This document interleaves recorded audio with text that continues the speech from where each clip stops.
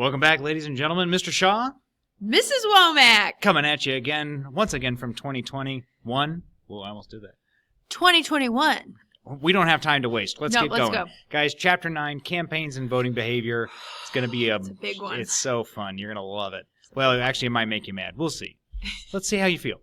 All right, here we go. These are our objectives, the nomination game. Evaluate the fairness of the presidential primary and caucus system. Okay. Take it away, Ms. Womack. Okay, so competing for delegates. First of all, what's a delegate? Mr. Shaw? They're the people who are in charge of voting for the candidates for the primary. They choose the actual candidate for the election. Okay, thank you, Mr. Shaw. So, couple different types of conventions here. National party conventions. So, state delegates meet and vote on a nominee for who they believe should be that party's candidate in any given office, right? Yes. Okay. Nomination process is more democratic today than it used to be. What do you think we mean by that? It used to be like party bosses. Party bosses used to just determine who was going to run. By party bosses, we mean like the guys who are in charge of the major parties. Yeah, like the political machines and elites? Things like that. Maybe, yeah, maybe elites. Okay. I do not know what the McGovern-Fraser Commission is. I don't know either. We're going to skip that. Look it up. And then there's something called superdelegates, and these are going to be party leaders. And they're going to be very, influential when it comes to the big political parties making decisions, choosing candidates, et cetera, et cetera. And then only in the Democratic Party. You're right. The Republicans don't use that. Correct. McGovern? No? Okay. Keep going. The invisible primary then is, it's exactly what it is. It's an invisible kind of process when it comes to choosing, again, the party's leading candidates for certain offices. They're put in place, in quotes, to woo support out of the public eye. They craft positive personal image. So any given candidate, they're going to help to kind of shape that candidate's image and, give resources in some sort of way to help that candidate along the campaign trail, et cetera, et cetera.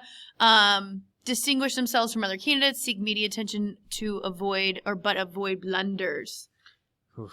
Blunders. They're hard to avoid in today's world, though, right? Because everything's always being recorded. Well, yeah, and it's like you guys, honestly, if any of you guys decide to run for office, you're just out of luck. Oh, yeah. They're going to know. All the things you're doing on social media They're going to know everything. You guys, seriously, Joe Biden didn't have Snapchat. Right. There's, you know what I mean? Imagine how much Brett Kavanaugh got in trouble for all his stuff. They didn't have cameras in their pockets. Anyway, I hadn't even really thought that far ahead, but you're right. You guys, they're gonna be out of luck. They're gonna be like in elementary school. We have this from 5th grade. Really, you're acting really, a fool. Yeah. You clearly didn't put on deodorant, so not getting elected. Okay, the McGovern-Fraser Commission, we know stuff. This was actually made, it was a Democratic National Committee choice. They actually created this commission after the 1968. George McGovern? Yes, after the 1968 National Convention. It was in Chicago, lots of protests. All kinds of stuff. Yeah. So that basically this created the new delegate system that allows for it to be more democratic. Again, that's not going to come up on the AP test, but it might still be good to know. All right, moving on. So there's two ways to nominate, or two ways to go about nominating candidates. The first way is a caucus system, and this is a system for selecting delegates in which voters attend an open meeting to express their preference. It's really weird. It's as weird as it sounds. It's super weird. So basically everybody gets into a cafeteria. Yeah, or a elementary school gym. Yeah. I literally always picture cafeterias because people are standing on tables and they're literally trying to convince people to come over to their table, and whoever has the most people at their tables wins. So guys, think of it when the primary system starts, when the primary elections kind of start, for each of the parties, there's still many candidates, right? To give an example from the 2016 election, there were something like 16 or 20 Republican candidates. And so at these caucuses, people who are very much in support of whichever of the candidates, they're going to try to convince people to come to their side, come over to me, my candidate is the best, and they're going to want to get as many people over on their side of things in their corner of the gym or the cafeteria as possible. And then at the end of the night, they kind of count how many people are in each of those groups, and that is how the caucus works. Yes, and so this is it's much more personal than the primary system. Like the primary system, it's literally just like it looks like a regular election, like campaigning in a state, and then you have an election in that state. That's it. So the caucus, though, it's not again, it's very seldom used, but ironically, it is used in Iowa. That is the very first one that takes place, and that's why it's important for no other reason other than it is first. New Hampshire presidential primary, again, is the first primary, and that is what we're seeing now is that we're getting the primaries are just becoming its own thing. It's huge explosion. People are spending billions of dollars during these primaries because that's how they're going to win. At least that's how they think they're going to win. And that's the thing with the front loading. They start holding primaries early, which is going to get them more media attention. Nowadays I think you have to start like 2 years. I think it's like 2 years before an actual election, and announcing your candidacy and then actually starting campaigning. I want to say the Iowa caucus this year was like in February, end of February. Well, in 2020. Fun fact on today, March 17th, 2021, I looked up last night just some bills in Missouri that have been presented in the House, Missouri House. One of them is to take us back to a caucus system instead of continuing the primary system. Interesting. Why do you think they want to do that? Oh, well, I think there's a certain group of people who probably attend and feel passionately about caucusing as opposed to people who are just going to go vote in an election. Yeah, it's like if you participate in a caucus, like you really care. Like you have to drive to like a central location in the state. You probably have to get like hotels. Like so, it's like usually probably targeting more wealthy people who are truly really passionate about politics. And those people probably tend to be conservative, which would make sense for Missouri because again we have been a more conservative state for the last decade. Absolutely. Anyway, so some evaluations of the primary and caucus system. It's a disproportionate attention on early caucuses and primaries. Again, honestly, by the time we get to late primaries and caucuses, they just don't matter anymore. Politicians find it hard to take time out to run. Again, you have to literally stop what you're doing, like whatever job you have, especially if you're like the president, right. and again, instead of running the country or helping run the country in the Senate or the House, you have to campaign in order to stand a chance at winning. Another thing is that money plays too big of a role. That's more of an opinion, not from us, but probably more from the book. Although it's hard to argue against it. But we'll talk about some different pros and cons of that as well. And then the participation is low in the primaries, and the caucuses are very unrepresentative, as we just talked about earlier. Again, we talk about how participation is low in general in America. In the primaries, it's even worse. And those are the ones you should be participating in the most because that's where your voice is actually heard the most, or at least you have the most diverse opinion. This is basically the showing the importance of the different caucuses. Look how big Iowa is. Yeah, or the caucuses and primaries. And you see like the bigger. I don't know why I just pointed at the screen like you could see me. So a count of Clinton and Obama events during the 2008 nomination campaign. Okay, so this is how often they visited. Yeah, you see. Yeah, I don't even. Missouri's 18. Again, 321, 156. Yeah, it's crazy. Wow. Okay, the convention send-off. So prior to any national convention, which happens usually in the summer before the actual election, so elections in November, usually we'll have a national convention in July-ish. We already know who the winner is going to be, but at the convention is where they officially announce who that party's candidate will be. Mostly just for TV coverage. I mean, honestly, it's probably for ratings and advertising, trying to make money. Because you're not going to convince people. Like, you know what I mean? Like, if you're a Republican, like, Democrats probably aren't going to watch your campaign convention send-off. Like, it's just, it's like more like a theatrical. Absolutely, which is why in the next part that it says party infomercial. It is very carefully scripted. They know who the speakers are going to be. They know exactly what the speakers are going to say. It's going to be very favorable, obviously, towards that political party's ideology and their platform, etc. And then every 4 years, when they do get come together for the convention, is when each of the parties kind of not realign their platform, but maybe update their platform to make sure that the policy goals are set for the next 4 years and for whoever the candidate might be. That's what they're going to be focusing on for the next 4 years. Definitely no platform, because you're going to definitely want to talk about that on FRQs and things like that. Again, That's the policy goals for the next 4 years, just basically the beliefs, centralized beliefs of that political party. Okay, the campaign game. Let's do it. We're in the high tech industry now, or the high tech time. The main means of reaching voters is TV. Although I would probably say that social media is really quickly taking over that. And again, you got to remember that this book is 4 years old, 5 years old almost. So at this point in time, like, you're probably going to be seeing more. Less, especially young people, are not going to be using the television as much. They're going to be using social media and things like that. We have direct mail. Now that is digital via email. That is a method of raising money for a political cause or candidate. Info and money requests are sent to people who have supported similar views in the past. So if I donated to a conservative campaign, that I will get emails to say, saying, hey, you donated before. Do you want to donate again? And it'll be like something crazy, the Democrats are gonna take your children or something. Maybe not that crazy, but again, a lot of times they'll use scare tactics, and Democrats too will be like, the equality is crumbling around us, and here you have to donate now, or you're gonna lose all your rights and things like that. So.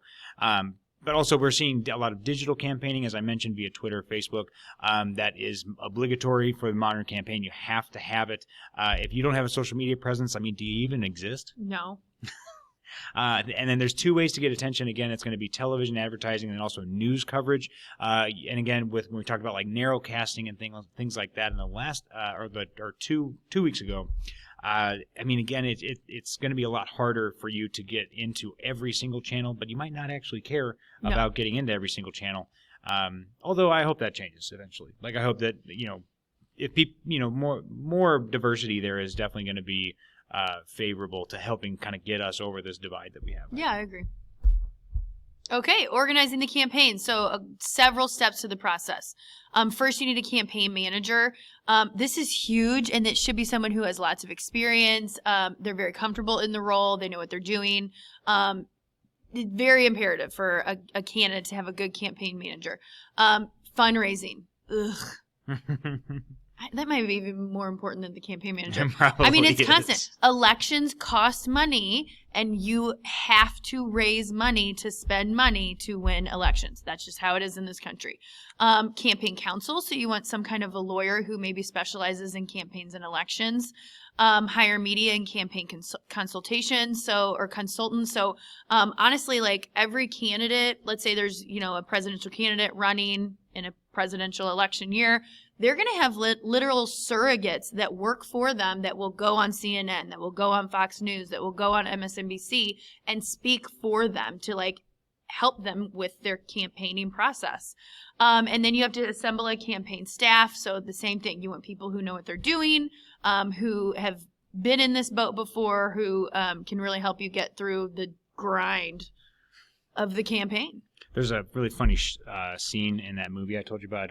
With Steve Carell on HBO right now. That was directed by Jon Stewart. Yeah. And he's talking about hiring a campaign counsel. He had his lawyer right there, and he's like, "Okay, now all you guys are a part of the so and so super PAC," and he's like, "You guys need to go over there to this side," or no, he can't tell. He couldn't even tell him that. He's like, "You guys need to go," or he said something like that, and then.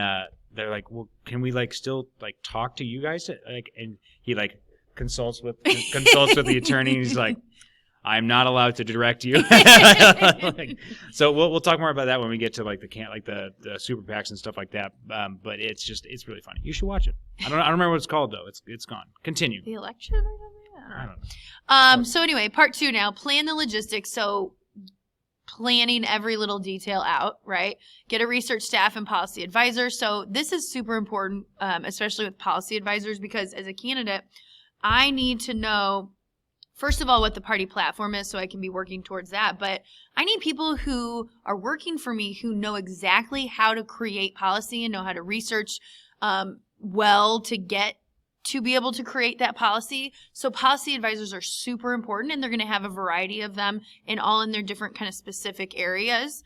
Hire pollsters, so people who will literally go out and take polls for you so you can get public opinion, right? And you can kind of shape your thoughts and your policies around what the people are saying or giving you feedback with.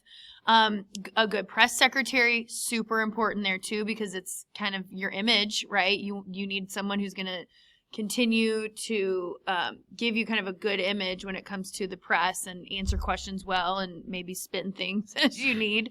And obviously establish a website. And I would just argue that a media presence in general with social media, you know. I think that goes together. Yeah.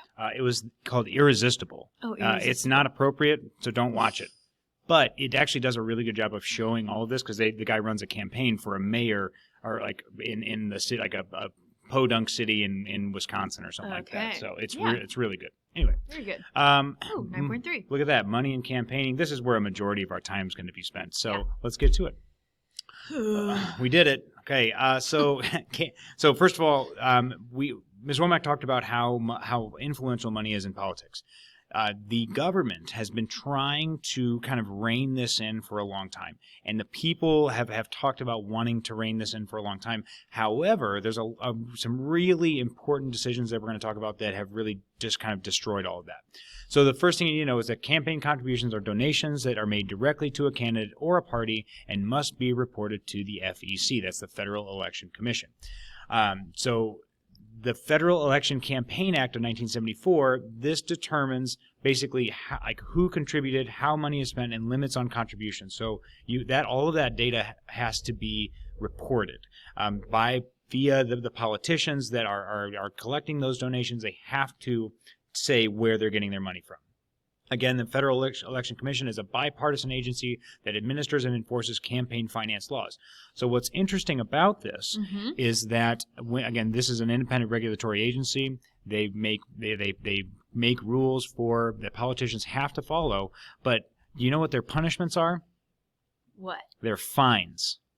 You get fined. So if you raise a lot of money, and you don't report it, or you don't report on it all the way, they fine you. You don't go to jail. It's just more money. It's just more money. Yeah. So anyway, that's an interesting thing. But again, it's not illegal. Technically, it is. You're going to break rules, but the punishment for breaking those rules is just paying part of the money that you got illegally. Report in the first place. Yeah. Anyway, we'll get more into that in a second. The PACs, so these are political action committees. You need to know this one. Put a star by it. These are groups that raise money from individuals and then distribute it in the form of contributions to candidates that group supports.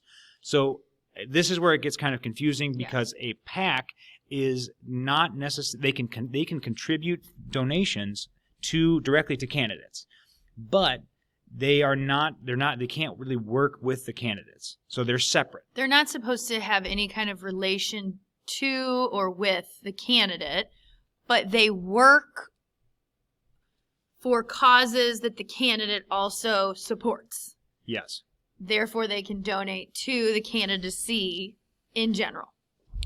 Yes. So so there's a couple loopholes. The first one is there's no limits on spending your own money, which again is going to allow very, very wealthy people or corporations and businesses to be able to contribute as well. Now, I know what you're thinking, Mr. Shaw, a corporation is not a person. Well, it's not a human being. On that one. How can they contribute? I'm going to help you in just 1 second. Actually, Ms. Womack will help you. It's her turn.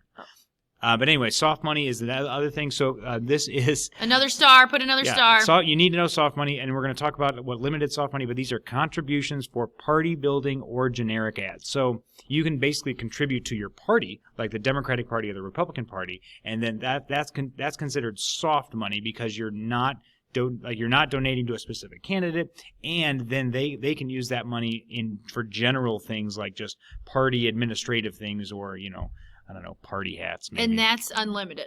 And that is also unlimited. Yeah. We'll talk about that later in a second as well. Okay.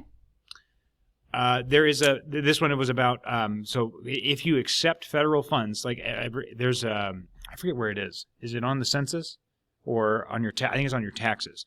On your taxes, you can check a box and it'll say like, do you want to donate like $100 to the presidential campaign fund? So what can happen then is certain candidates that are running for president can take the federal money, but if they take the federal money, there are limits on how much they can spend then. So what they end up doing is just not taking the federal money, and then because now they can just spend as much as they want. Okay, so regulations on independent political expenditure. So this is how the government kind of regulates in a way, but also not. So IPEs is independent political expenditures, okay, and they're expenses on behalf of a political message that are made by groups that are uncoordinated with any candidate's campaign. So there again is kind of one of our loopholes. You or corporations or whoever can give unlimited funding to groups that are uncoordinated with the candidate's campaign, and then that group maybe purchases or creates or whatever many political commercials for a candidate or a party. Or against another candidate. Or against another candidate. Very good. Okay. 527 groups then, not subject to restrictions because they do not seek the election of particular candidates. I literally Googled this before this, and it was like, 527 groups, purpose is to help people get elected. Yeah. So, But this one is more about, like, again, it's going to be back to, like, the causes thing. Yep. It's for a cause, not a candidate. That's the biggest thing on a lot of these. Okay. So then we get to a Supreme Court decision that is a very large turning point here in 2010. And it's called Citizens United, is usually what we kind of abbreviate it as. But it's Citizens United versus the Federal Election Commission. Okay. And this is your last required Supreme Court case. This is the last one. Okay. And it had to do, the situation occurs in the 2008 presidential election year, which is when Obama was first elected, but Hillary Clinton was also running as one of the Democratic candidates at the time. Oh, good Lord. So, do we have to get in the details right now? I mean, I think it's important to have a background of All it. right. But I don't know that we do. You want me to do it? I'll do it. Well, I got it. Sure. Okay, real quick. The Citizens United is a conservative group. They wanted to release a video, like a movie. They made a movie. An actual movie. Called Hillary the Movie. And the movie was all about basically trying to convince people to not elect Hillary Clinton. Like, again, it was, very biased, trying to just show all of the, any sort of negative side effects or any negative things that she had done, and trying to just bring that to light. And again, it was a fully produced movie. And so they said there's a law that, and it was in the McCain-Feingold Act that we'll talk about as well. Hopefully, I don't know why it's not on here already. It's not on here. It's not on here? The McCain-Feingold Act's not on here? I don't think so. Well, that's embarrassing. Okay. But the law was already intact at this time. So McCain-Feingold said that you could not show these commercials, or you basically could not spend that much money within the 1 month of the actual primary election. Because, the reasoning was that might be causing undue influence or things like that. And they argued, Citizens United argued, that was limiting their freedom of speech. Okay. But they are a corporation, or they were just an interest group. Right. But again, what Citizens United did then is it led to kind of a broader interpretation of what freedom of speech is. Yes. So the Supreme Court sides with Citizens United on this. So the outcome of the decision is that individuals, corporations and unions can donate unlimited amounts of money that make independent political expenditures, and that is considered free speech. So now, after the Citizens United decision was, the Supreme Court decides this, now we have kind of a turning point, and I mean, millions and millions and millions of dollars is going to be spent by corporations, etc., unlimited amounts at this point, because it is considered, according to the Supreme Court, free speech, right? When I donate money to a candidate or a cause or a campaign, I am just using my right to free speech. Again, and what's interesting about this is that it leads to the creation of super PACs. Yes. And super PACs are really interesting for a number of reasons. But like the biggest thing is that, like as Ms. Womack said, people are spending millions and millions of dollars on these campaigns.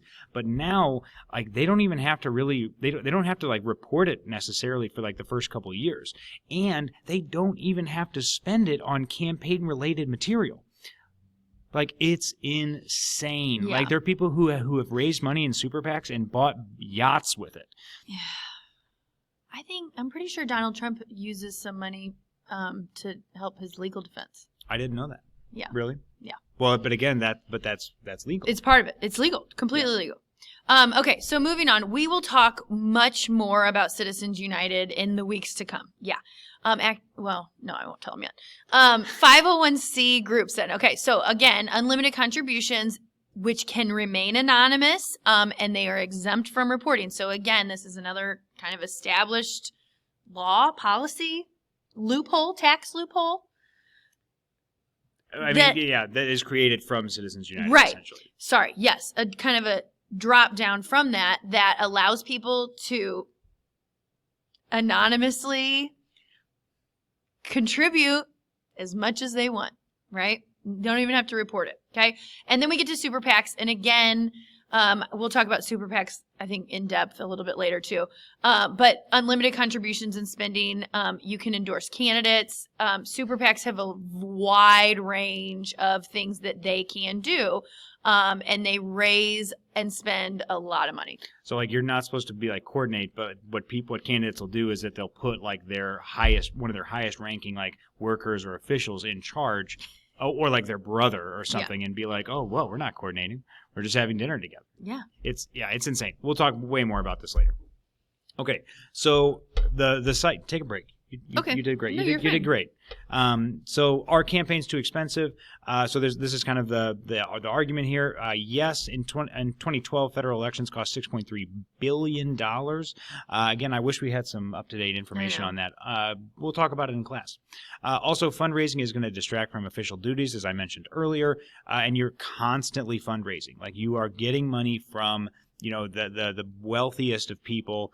It's not necessarily all of that. I mean, you want pretty much any money that you can gain, and it's exhausting. Would you say though that candidates, as of late, specifically in the 2020 election, a lot of them have refused big corporate donations, PAC money, and I'm thinking specifically of Bernie Sanders.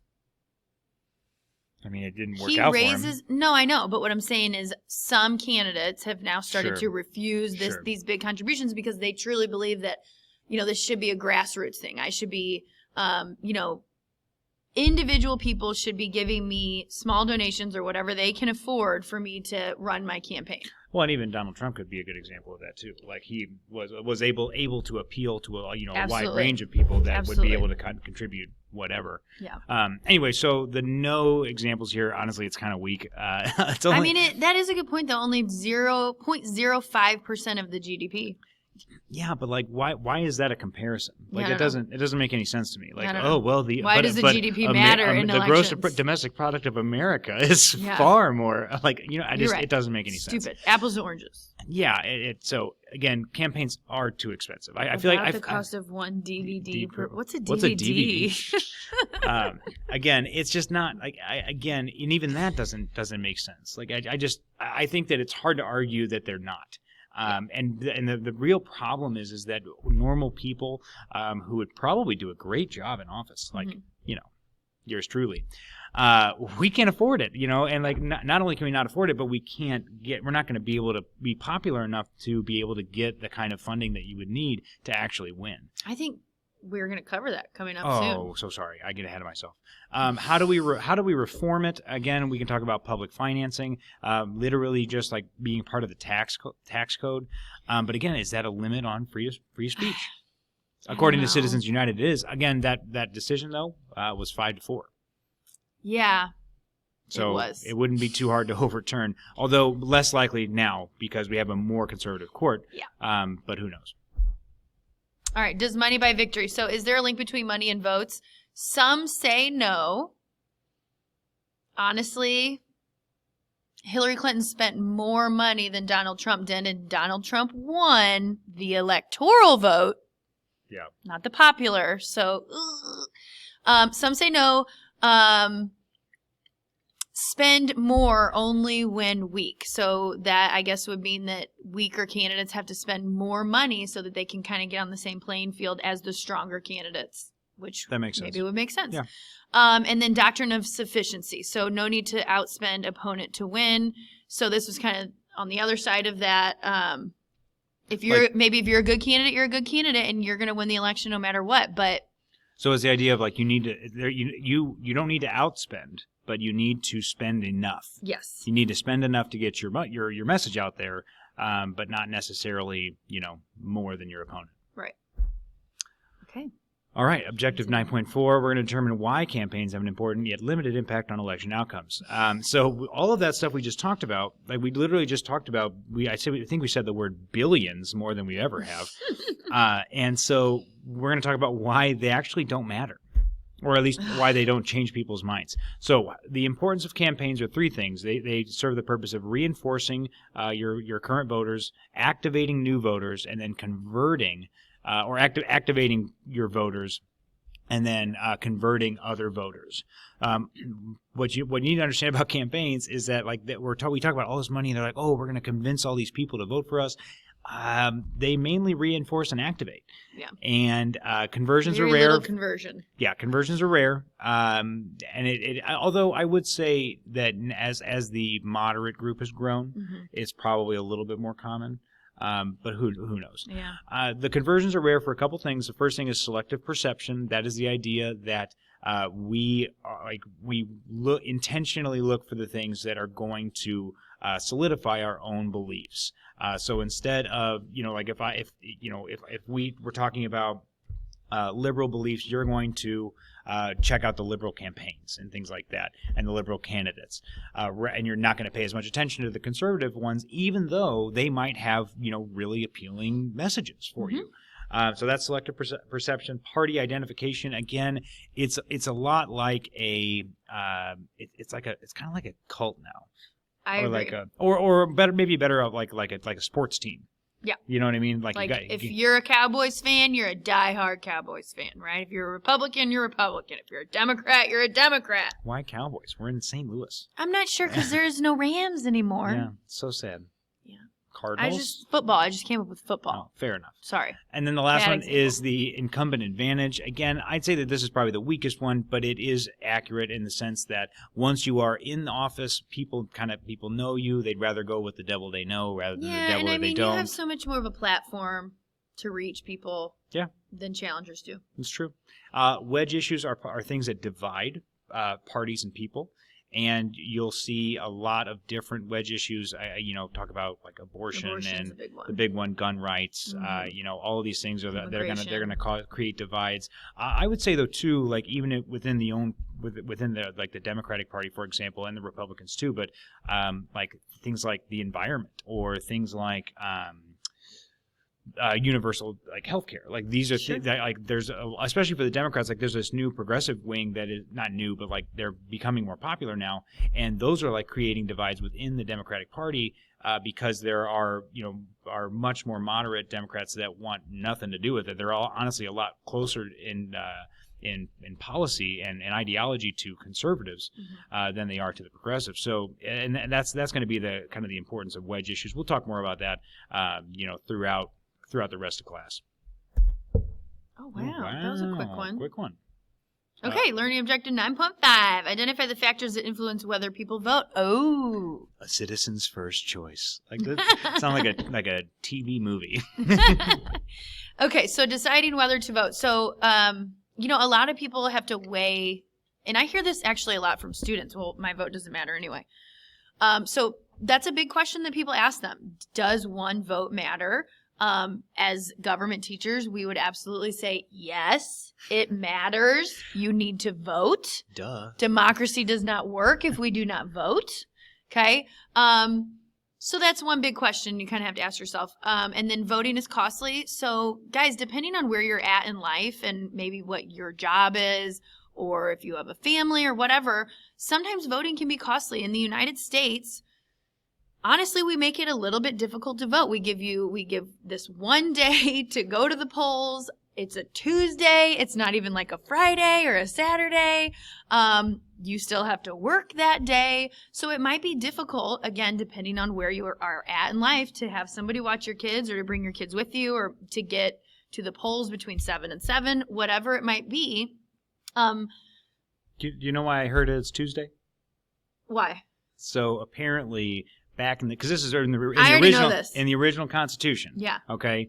They put it in as a Tuesday. So the idea was it was going to take you a long time to get to church on Sunday. Yeah. And so they didn't want to make it for a Monday, just in case you were still traveling back from church. Because think about it, travel was very unreliable at the time. Yeah, but how far away is your church? I don't get it. So I always heard it was because you get paid on Friday. Okay. You have to pay a poll tax. So the people, they wanted you to still have a little bit of money to be able to vote on a Tuesday. You haven't spent it throughout the week yet. They had poll taxes that early? I thought that was know. Created after 1860. I can't remember who told me this. Okay. But also why Tuesday was because you had to travel to get to wherever polling place it needed to be. Because again, maybe it's in the middle of the state. What it was. That's what it was. It's because it was, yeah. So it was, they didn't want to make it Monday because you're in church all day on Sunday. Right. So you're not going to be able to get there. Interesting. Yeah. Anyway, sorry. Side note. So is it rational to vote? I don't even get this. So, because there's such big policy differences, I don't understand what it's trying to say. This is this is getting into the different reasons, why people vote. It is rational to vote, though, in my opinion. I agree with you. Okay. So it's obviously one of our civic duties. Especially in the context of local elections. It's much more important. Yeah. So you want to have a say in these policy differences. You want to have a say in who's representing you, and you're putting those people in power, in office, and then they are making decisions on your behalf. So there's a lot of different things you have to weigh out before you go to vote. And then political efficacy, belief that one's political participation really matters. One's vote can make a difference. Yes. And again, the civic duty thing. When we all teach at the beginning of government every year, it is our civic duty to vote so that we can support democracy. But also going back to the policy differences, people would going back to the one vote or one policy people that care about only one thing. They vote because of one thing. And that's the only reason why they vote. Right. But as you could vote if you are politically efficacious. Oh. Or if you believe it's your civic duty and things like that. So again, Ms. Womack, I obviously like myself too, but she obviously just did a really good job of showing you the political efficacy. That's why she votes. And when you guys are older and you can vote, you will have your own reasons. Maybe you care about that one thing. Statistically speaking, you won't vote. Yeah, not till you're jerks 60. Oh, we're so funny. Yeah. Okay, I want to talk about this. So the United States, remember how I said we make it a little bit difficult to vote? Well, look at this. This just proves my point. So let me tell you why Australia's at the top. I listened to a podcast about this a month ago. Australia makes it a requirement to vote. They literally have government officials go out to indigenous lands and find these indigenous people and literally ask them, what do you want to vote? And if people don't vote, it is a fine. It is a $20 fine. But don't you think that's government overreach? Isn't that government being too involved in my life? Okay, you can argue that, but you could also argue that if everybody votes, then everybody is represented in some way in government. We don't have this big old difference, this big old gap with a bunch of white old guys running the country, right? This is what I'm saying. So anyway, Australia makes it a requirement. Look at the United States, though. We are very far down. 2016, a little bit higher. 2014, which was a midterm year. Which is always low. Yeah, always low, midterm. But anyway, so again, voter turnout in the United States is never a large number. It's very rarely over 50%. However, the last 2 elections have been the largest voter, specifically 2020 was the largest voter turnout ever. Ever. But why do you think that is? I mean, I want to say that it's that people care more, but I imagine that it's. I mean, honestly, President Trump probably was the biggest reason. Like people either like vehemently supported him or vehemently opposed him. I heard a stat that, or not a stat, it was like an opinion that said Donald Trump was the most progressive president ever. Because he galvanized the progressive got people out to vote. Well, because he galvanized the progressive wing of the Democrats. So he fired him up. Yeah, exactly. Right. So I think fired him up.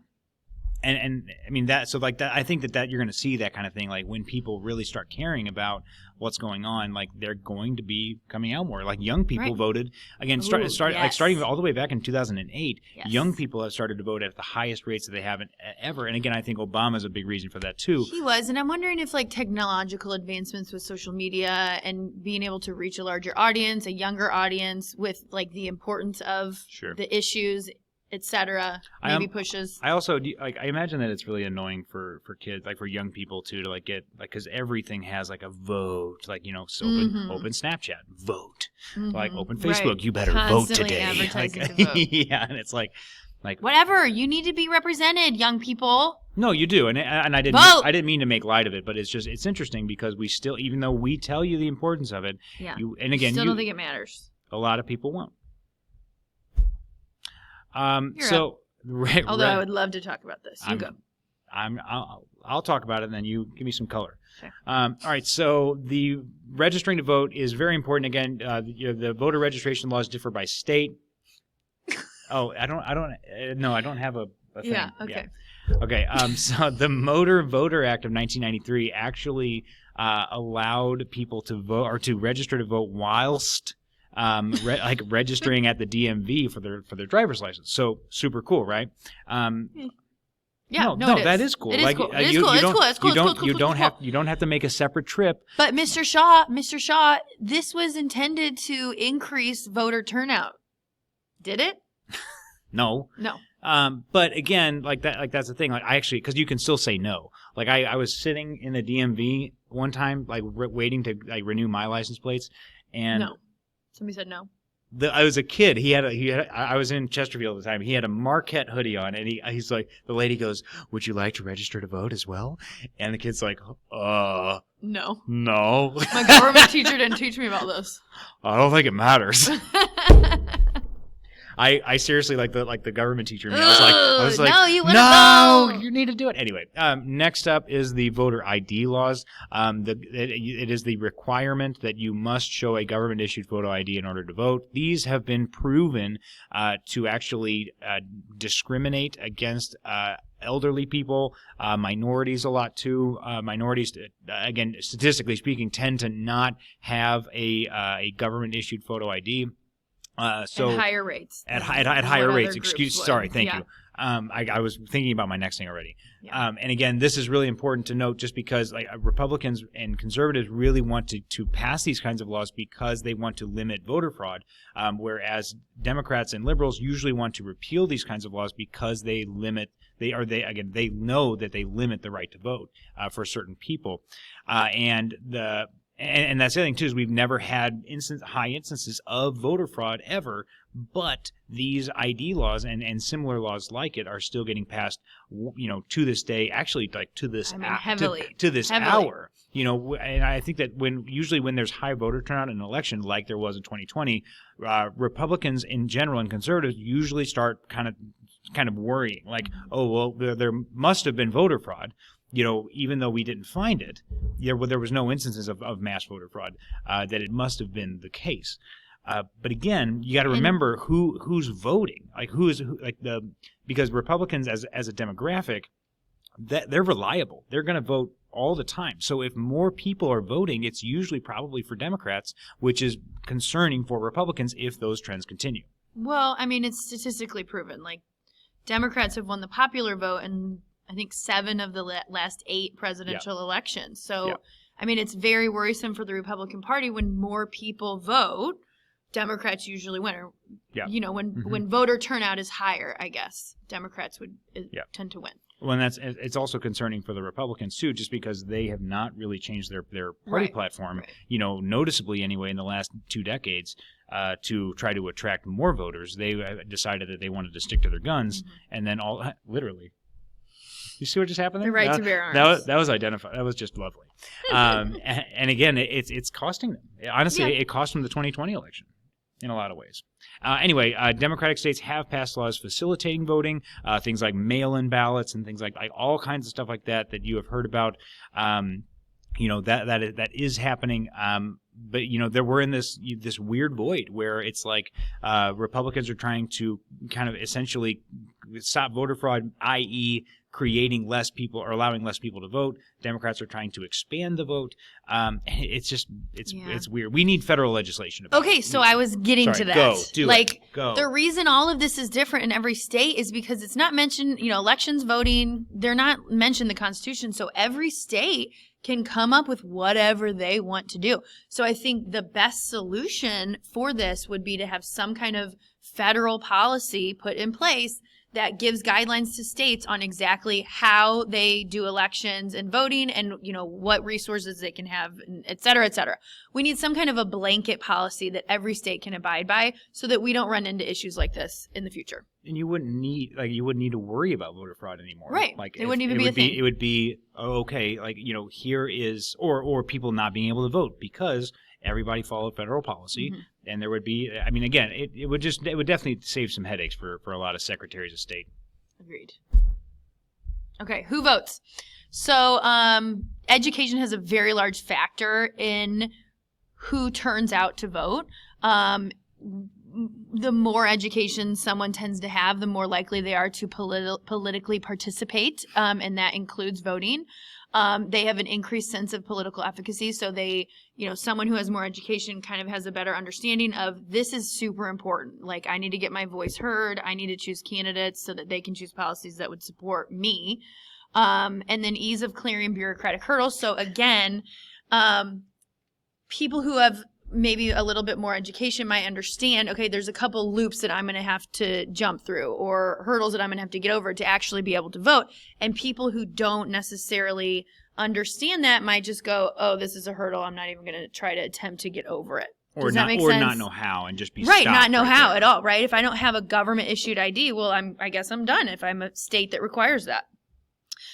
Age also has a very large impact on who comes out to vote. The older you are, the more likely you are to vote. We've talked about that in class in the last unit. Younger citizens are less settled in their lives. They tend to think that the government and what the government can do for them has maybe less of an impact on them at that point in their life, so they might not show up to vote. Race and ethnicity, again, has a very large impact as well. Black and Hispanic voter turnout tends to be much lower than white voter turnout, and there's a bunch of different reasons we could get into for that. One of them being voter suppression, others being just less resources in minority communities, et cetera. Okay? Sorry, You're fine. Yeah, we Next slide. We were just going to try to finish. I know. I think that's really important because we don't really talk about that enough. Yeah. And it's really unfortunate too, just because especially Georgia is a really good example, just because they have done a lot in 2020. In 2020, they did a lot of really good work trying to make sure to get out the vote and to register people to vote and things like that. It's hard for us. I'm sorry to interrupt. It's hard for us, like in St. Charles County, Missouri, to go. What do you mean? People don't know to go vote? Well, yeah. I mean, think about people who are in very low income areas. they're not going to be in tune to a lot of what's going on in the government.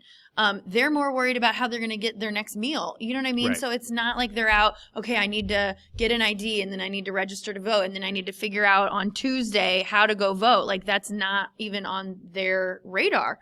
And a lot of them don't even know that they have to register if they want to even go vote. Some people show up to the polls and go, oh, I'm not even registered to vote. I can't even cast a vote. Right. It's a big thing. But I mean, that's what's important is that we're trying to, we need to do a better job of making sure that, you know, if we just say we made the Tuesday, you know, the first Tuesday after the first Monday a holiday, or moved all of our elections to one day, you guys realize we vote more than any other country. Like we vote like 3 or 4 different times a year. It's insane. Yeah, it's March right now. We're about to have another election in April for like local issues. Yeah, why could that not just be pushed back? You know, we don't know. I don't know. Anyway, don't know. like so, these are the issues that we need to talk about as a country and make sure that we are. I mean, again, we are a democratic country. We need to make sure we are continuing those values. We just make it easier. We just need to make it easier. Okay, so gender then also has an impact. Females tend to participate at slightly higher rates than males when it comes to voting. Married people tend to vote at higher rates than single people. And then government employment. If you're an employee of the government in any capacity, you know that you have more at stake. You know when elections are. You know they're important. You're going to go vote and voice your opinion. Yeah, it's interesting. Like when you look at the differences, like you see education. This is more liberal. Mm-hmm. Age, conservative. Mm-hmm. Race, liberal. Mm-hmm. Usually, gender, liberal for women. Marital status. I don't know. I imagine that would probably be split. Married women tend to be more conservative than single women, according to demographics. Interesting. Yeah. I'd be interested to learn more about that. I imagine government employees would probably be more conservative, though. Wouldn't you think? Like wanting less change usually or more stability. I don't know. It's a good question. Maybe that might be split too. Yeah. Okay, so these are just voter turnouts. Again, these are in your book. I don't like the comparison because 2014 again is a midterm election and nobody turns up in a midterm election. Sure. Well, I mean, I guess maybe that's. It's just showing that. Yeah. They're trying to make a point here. Again, this is so presidential. You see less than like 41%. Again, as you get older, like 72% of people 65 and older. Like that's insane. But why is it? I mean, they're just like retired and have nothing else to do. They're going to go vote. Yeah, but they also need to protect Social Security, their Medicare, things like that. Like they care. But again, whereas 18 to 24-year-olds, they don't think that they benefit from what the government does. But if they participated at higher rates, maybe the government would care a little bit more. There you go. What do you think? Again, I don't think that we need to necessarily go through each individual one of these, but you guys should probably, if you're interested in them, it's just really going to go give you a statistic of what we just talked about from our last slides. Wow, people with advanced degree, 81%. That's pretty high. That's Mr. Shaw and I. Ooh. Let's go. Okay, anyway, 62% in midterm elections. That's crazy. Like, what are we, so bored? Like, we need to get some lives. Okay. All right, moving on. Men and women. Okay. Again, this is interesting that it's really not that much different for women. Yeah. But, yeah, anyway, moving on. And then government workers. Oh, big one. Self-employed. High. That's high. Probably like small businesses. Oh, yeah, that makes sense. They have a lot at stake there. Unemployed, 52%? I would not have thought that. Yeah. Okay. So analyzing why people vote as they do, let's get into it. So we talked about party identification earlier. Again, the identification with a particular party provides perspective. Again, as I mentioned, it's similar to a sports team or religion. It's like, you can like wear your shirts about it and, things like that. It's a way to kind of like separate or like profile people essentially. Like if you ask people like, oh, hey, who'd you vote for? In the last election, you're going to know immediately almost if you're going to agree on certain issues and disagree on certain issues. Again, I'm generalizing, but but for the most part, that's probably accurate. Again, as I just said, cue to who is on one side, and then it also simplifies candidate selection almost to a fault, though, there, because now we don't really allow third parties or really any other smaller groups to have any influence in the government, or not as much anyway. And what this is interesting too, that it's my party, right or wrong, I know. no more. No more? Again, I would disagree with the book here. But again, they've talked about, we've talked about this whole year how independents and moderates have really becoming a lot more popular, and people don't want to identify with a party because it like makes them think that, you know, oh, there's like some negative stereotype, which a lot of times there is. So maybe people aren't really as concerned about their party anymore. Candidate evaluations, how citizens see the candidates. Okay, so image is key to getting votes. We know this. In any given campaign or election, I mean, whether it's presidential or other, we really put emphasis on integrity of a candidate, reliability of a candidate, competency of a candidate. This is hard for me to go through because it's like, do we? I mean, I think ideally we do. Ideally, we care about those things, but there have been some candidates that have won election to certain offices in the past that might fall short of that. I guess depending on where, you know, how you see that person. But I mean, I mean, okay, she's talking about President Trump. Like, I think that's like it's hard to argue. Like, especially on like the integrity and then the competence. Like, now that we have seen his full presidency, like we can see, you know, again, it's not like the country was burning down, but I mean, COVID was pretty bad. But like when he was first elected, like you had no reliability, or I'm sorry, not reliability. I meant like no measure of how competent he would be as president. True, we knew him as a businessman, so we thought, okay, the economy should be in good shape. Right. So I think that's I think in general, like we want to see these things in our political candidates. Right. So I would say most people use these as like a gauge with political candidates and who they're going to support. Absolutely. Do we tend to become superficial or irrational with our viewpoints of candidates? Absolutely. I mean, this is to a fault. Yep. You know, we do. You know, women who are running as candidates, they are held to a much higher standard when it comes to their looks and how they speak. And, you know, if they say one thing out of step, well, they're aggressive, you know, and men are just assertive, you know, and that's okay for men to be. But women have to really work on their public image much more than men tend to have to. But also that's probably that's more of a broad problem, like a global problem in America as a whole, you know, and how women are treated. But like, you know, you think about Hillary, you know, she had to go through hours and hours of makeup and, you know, get, you know, like all the people are always commenting on women's like wardrobe, even like the first ladies, right? They put so much emphasis on Michelle Obama or Melania Trump and what they're wearing and how they look and what their makeup and their hair look like. Like, that's ridiculous. Let's focus on the issues. Yeah. And that's tough. And I think we as a country need to be better about that. Sure. All right, so policy voting this is what I mentioned earlier about that. Again, you're voting based on issue preferences. So these are like the one policy people that really only care about one thing necessarily. But like honestly, we're all kind of policy voters. Like we all have different opinions on different policies, and we choose to vote accordingly. Again, it really has caused people to have a clear sense of their policy preferences, almost more so on that than on the candidates, and then. No, go ahead. Oh, sorry. Again, you really want to know where the candidates stand on issues. This is really tough in the actual general election because like the candidates are ambiguous on purpose. They don't want to take a stance one way or the other because.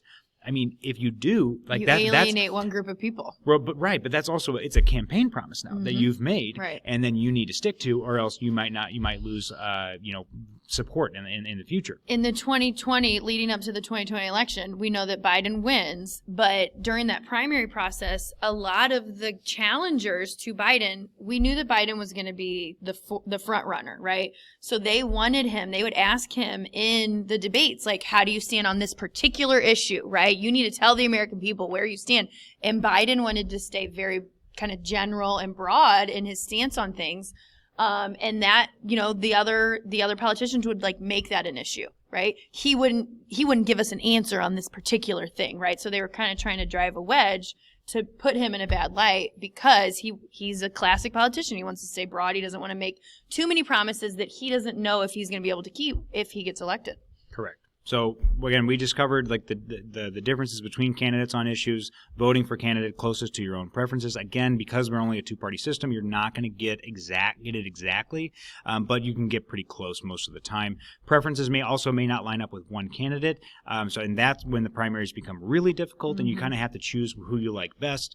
And that again, who you like best might not be the strongest candidate. And so would you rather vote for the strong candidate rather than the weaker candidate? Again, lots of different things. And I mentioned earlier that candidates are deliberately ambiguous. Good Lord. Okay, 2016, an election like no other. So I feel like we don't necessarily need to cover this. Yeah, I don't either. I mean, we know that it was 2022. Yeah, absolutely. So Trump victory is a surprise. We knew this. All the polls showed opposite of what the actual outcome was. It was kind of a divisive campaign on both sides, Hillary and Trump.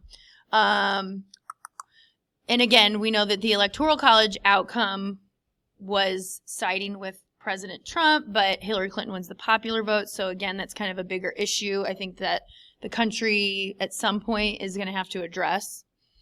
Well, it's still, I mean, we're still feeling the effects of President Trump. And, like, that's the thing, like, and it's like Biden is almost in his shadow. And, and he's almost I feel like he's almost using Trump as kind of like a crutch. Yeah. And that's problematic to him because, at some point, like, you're the president now. Like, you can't just blame the people in the past. You have to make sure you are doing what's best for the country now. And when does it become your fault? It's tough. Okay, we're going to move on because we've talked a lot about this already. We've talked a lot about that. Let's go ahead and finish up here. Evaluating the fairness of the Electoral College system for choosing the president. We've talked a lot about this already. Again, this is a unique American institution. Most Americans want it abolished, again, according to polls. Ironically, most of the people that don't want it abolished probably didn't participate in the polls. A lot of people think that it's archaic and undemocratic. This was the founders' plan. They wanted the president to be elected by elites.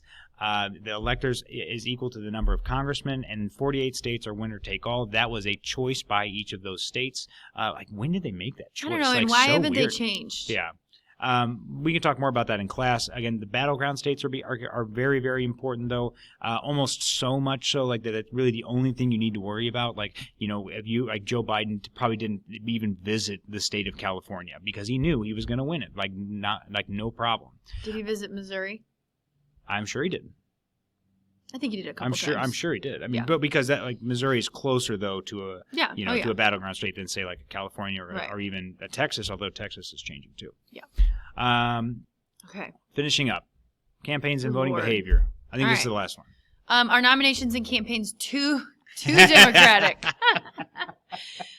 So one of the points here is that outsiders have a way in. Candidates are chosen by voters, not party elites. So I mean, it's easier. Let's go back to the Trump example. He was an outsider. He made his campaign. He put his entire campaign on the idea that he's an outsider. He'll come in, he'll shake things up, he'll drain the swamp. People believed that, and he was elected. So, and whether or not he fulfilled those promises while he was in office, at this point doesn't really matter, but it's the idea that he was an outsider and he campaigned on the idea that I can come in and change how this whole institution has been for the last many, many, many, many years. But was he actually an outsider is the question. Like, I mean, it's not like, Sam Womack or Dustin Shaw, like, came out of nowhere and won the entire Republican Right, he was already campaign. someone who people knew who he was. Yeah, people knew. But again, I think that at that point, it's like, yes, there's a way for outsiders to get in, but you still have to have money. You still have to be known, things like that. And then the permanent campaign. So, because it feels like we're constantly having to focus on campaigns. So a president gets elected in November of 2020. Well, they're already starting their re-election campaign almost, right? And so the idea that we often have these campaigns to focus on is overwhelming to voters. And again, it kind of goes back to the idea where we have to go and vote 3 or 4 times a year and pay attention to all these things over and over and over. It can be too much at times. Lengthy process discourages candidates. So some high quality candidates might not even, want to even dip their toe in the politics realm because it's such a lengthy process. It requires so much fundraising. It requires just a constant like media presence, et cetera, et cetera. Time away from family. Time away from your family. Time away from your job, whatever job you might be fulfilling at that point. So again, all these things kind of contribute to. It could definitely be made easier. We could definitely make it easier. But now people, I mean, it's like a whole thing now. People treat it like it's just how we do it. Like a playoffs, which it kind of is actually.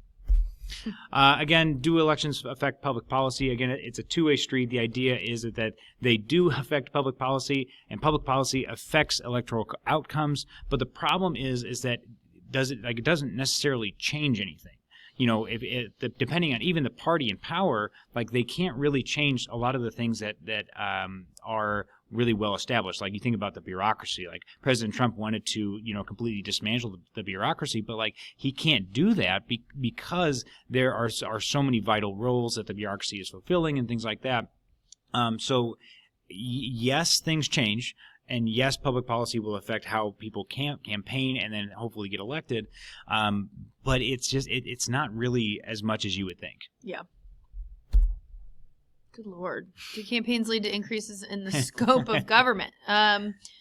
So I think yes. As candidates are campaigning, they're making promises, and they get elected, and then they do fulfill, not all, not even some, but a few of those promises.